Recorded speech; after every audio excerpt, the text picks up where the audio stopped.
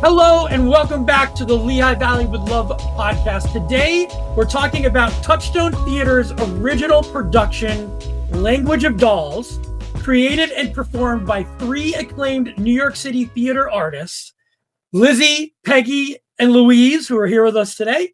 The show runs March 5th through March 8th at Touchstone Theatre in Bethlehem, and it uses dolls and storytelling to open up a deeper conversation about identity, race, and the histories we carry. Quick thank you to our sponsors, WDIY 88.1 FM, Wind Creek Event Center, Michael Bernardin of Remax Real Estate, Molly's Irish Grill and Sports Pub, and our friends at Banco Beverage. And I want to get us started by, if you guys could just take turns and introduce yourselves and tell me a little bit about your role in Language of Dolls. And then we're going to get into how this all came about, what people can expect and everything like that. So I'm going to start with Louise. Hi, my name is Louise Smith, and I am one of the co-creators and performers in Language of Dolls. And I live in Yellow Springs, Ohio. Oh, okay. Hi, I'm Lizzie Olesker, and I'm also one of the co-creators, collaborative artists in this original piece, Language of Dolls. My name is Peggy Pettitt, and I also have written and worked on this piece with Louise and Lizzie. And it's hard to separate ourselves because we sort of been, this whole process, it's just like this moment, it's been together. Yeah, and that's what we're going to talk about next. And just to put people in the moment, you guys are in New York City right now, and you've been friends for more than 40 years. And you describe yourselves as one black woman with two white women. So kind of like what made you decide? Is that appropriate? That's what I read from the thing. Did I get that wrong? One Jewish, okay.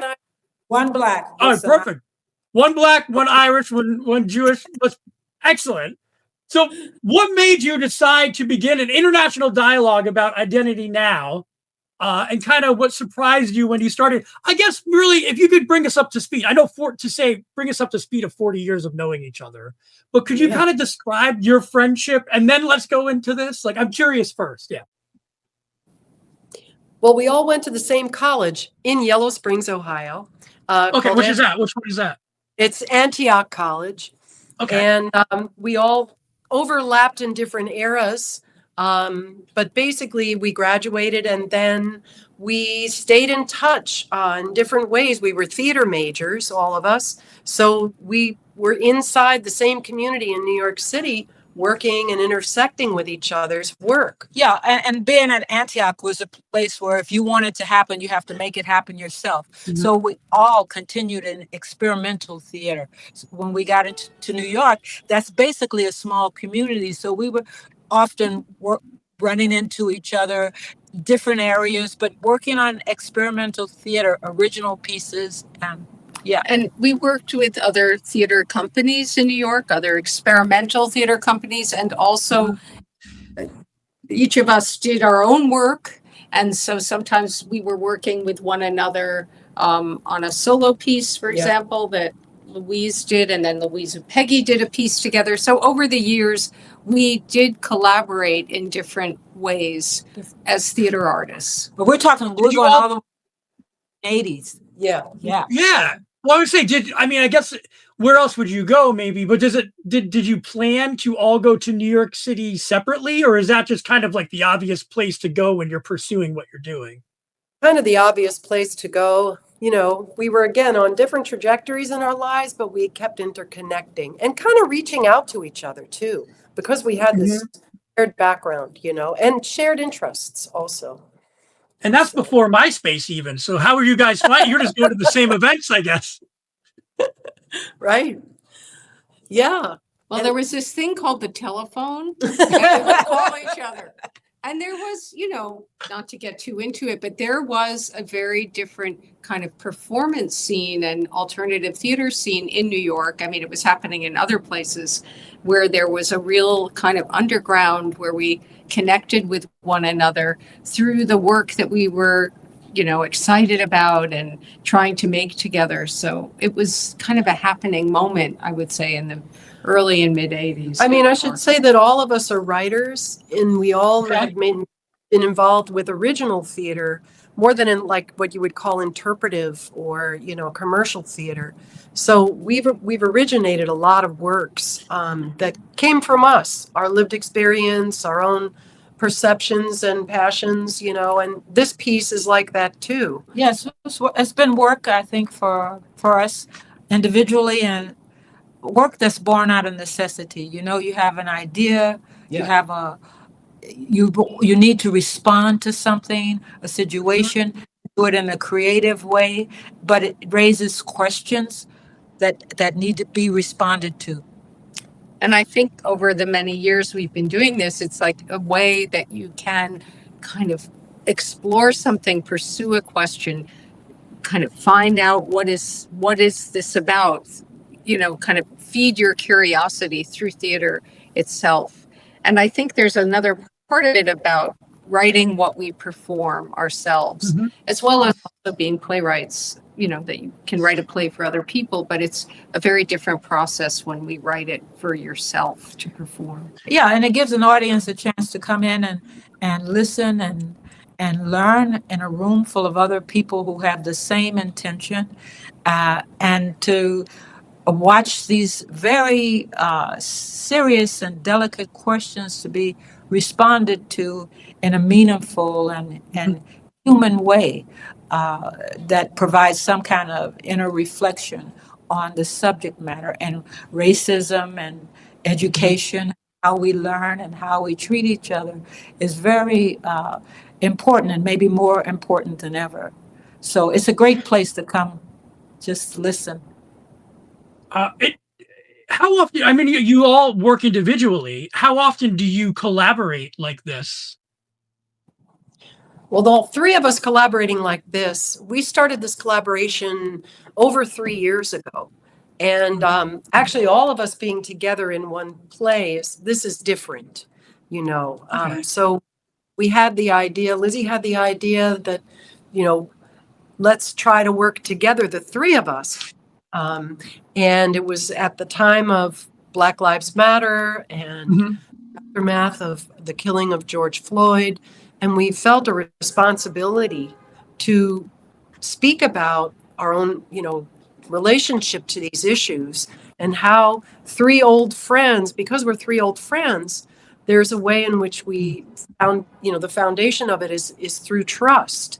So that this conversation came out of a deep friendship and a desire to grapple with, something that can be very difficult to talk about.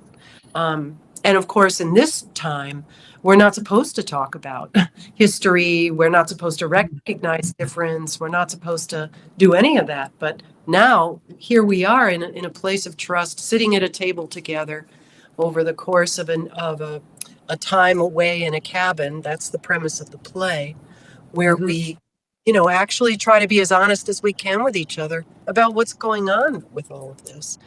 And that can be difficult and challenging to do that.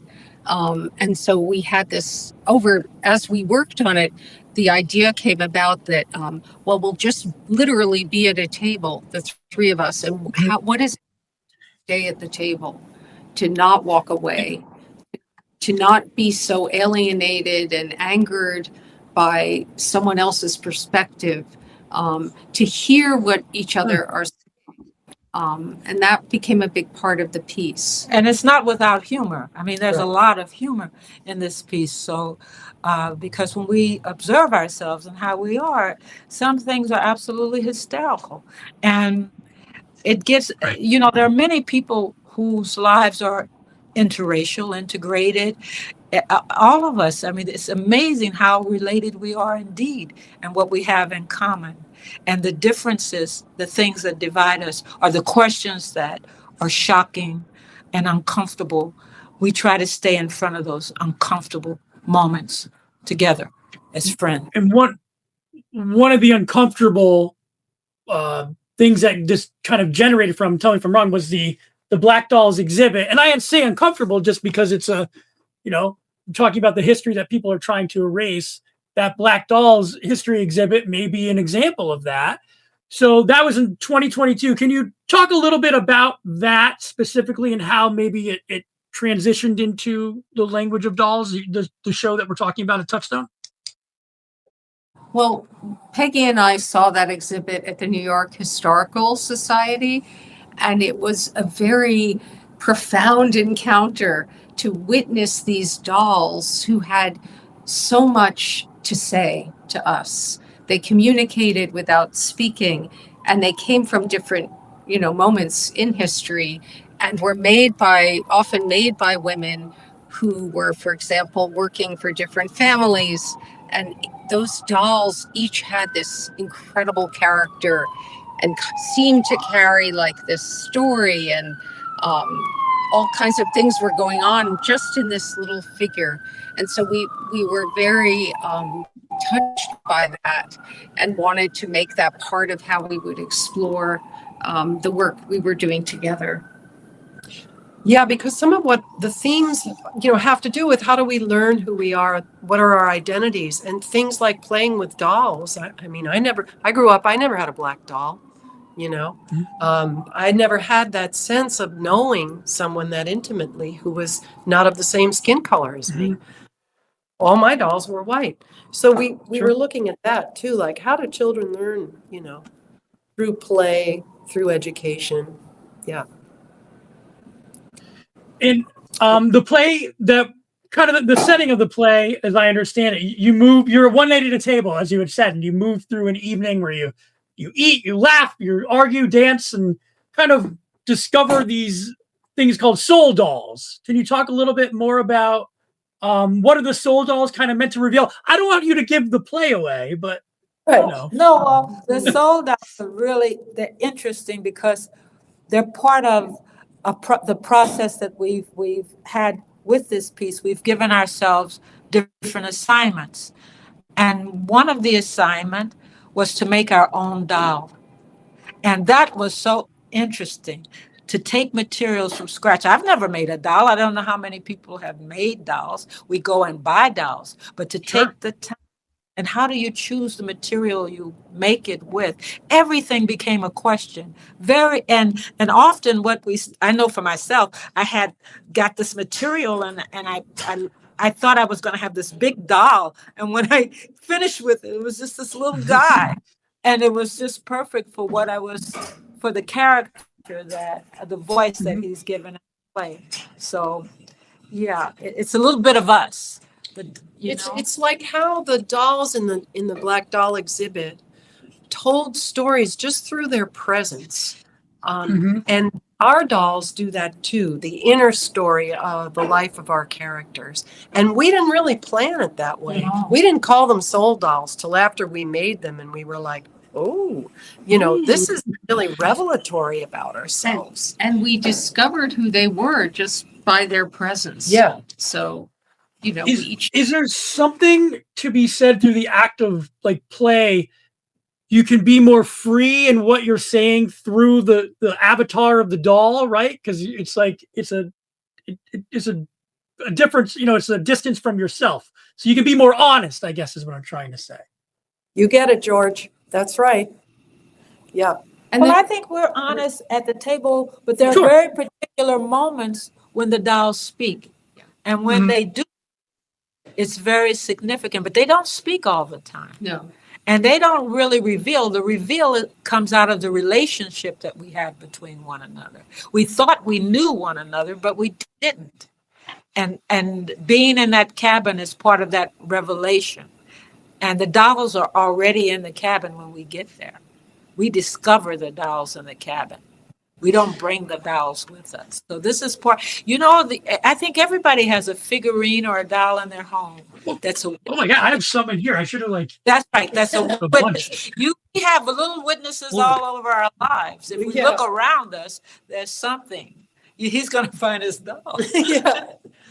Yeah. And that, that's kind of part of the, because my RoboCop, I'm a big RoboCop fan. oh, wow. Yeah, there you go. Yeah, I mean, it tells, but it's silly, but it tells like a story of my childhood and all that sort of stuff. Like, I love this guy.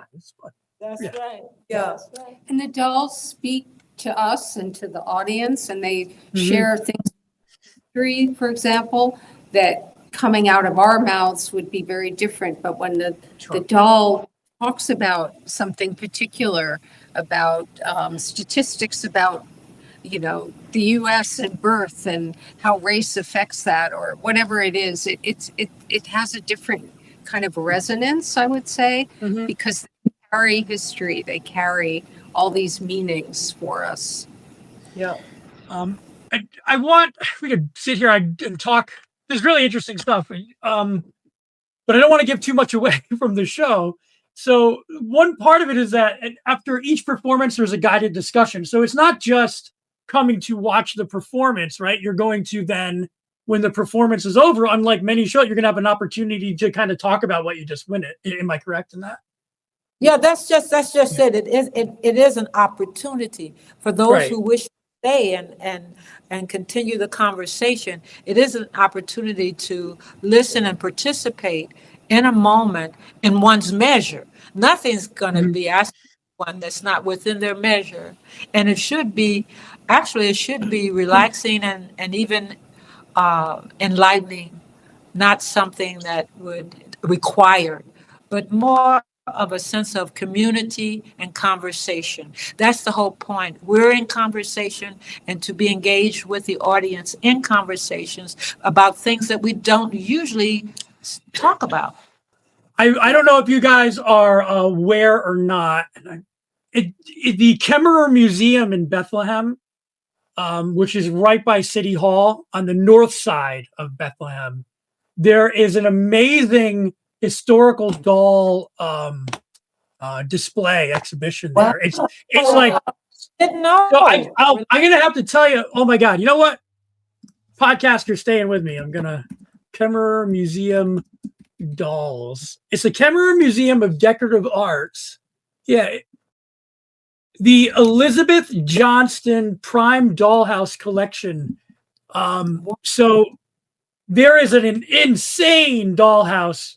They were telling me it's one of the best. I mean, I've seen it, and you got to do like white gloves and stuff. I highly recommend you guys, if you're able to take the opportunity to go to the Kemmerer Museum to see it. Thank you.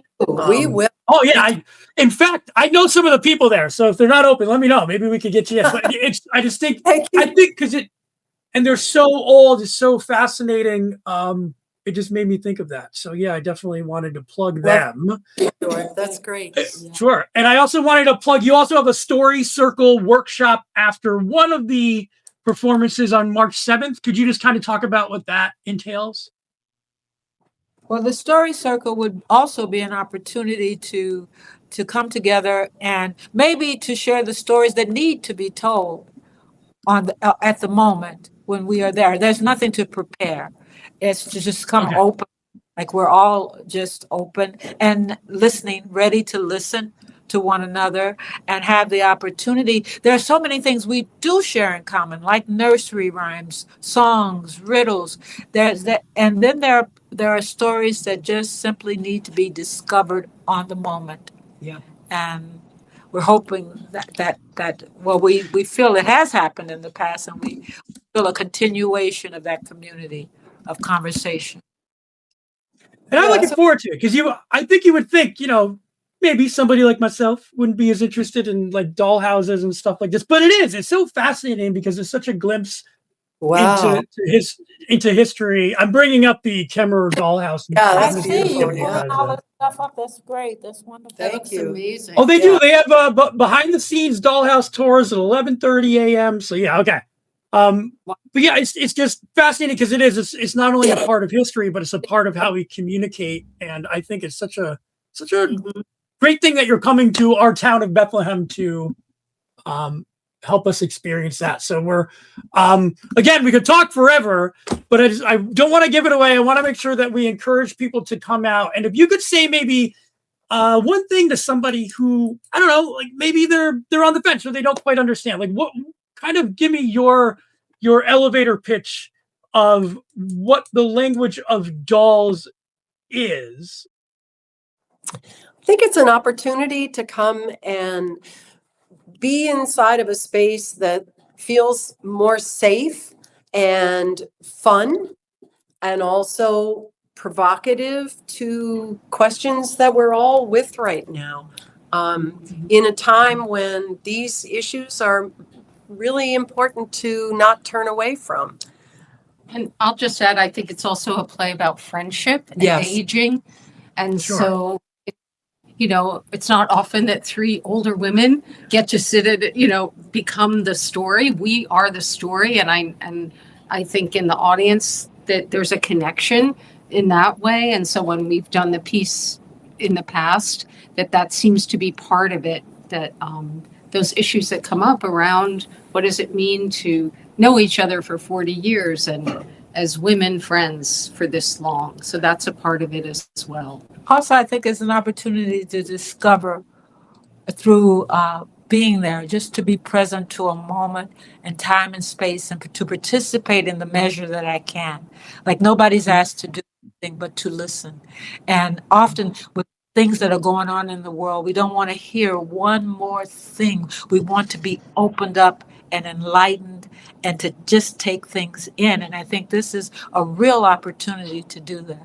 And I just have to quote Peggy, because the term you used is the play has not just humor, wicked humor. That there's a kind of Yeah. Well, right, not quite dark, right? You don't want to say dark. Oh, No. no. Oh, yeah. No, not dark. Sorry. Strike that, guys. Wicked. No, Wicked. it's an opportunity to be absolute. I feel like if I was on the fence, Sharp. I really Like would sharp. feel like this is a show. I'm going to just see what they're about, because I want to take this in. I need to hear these subjects talked about in a different environment.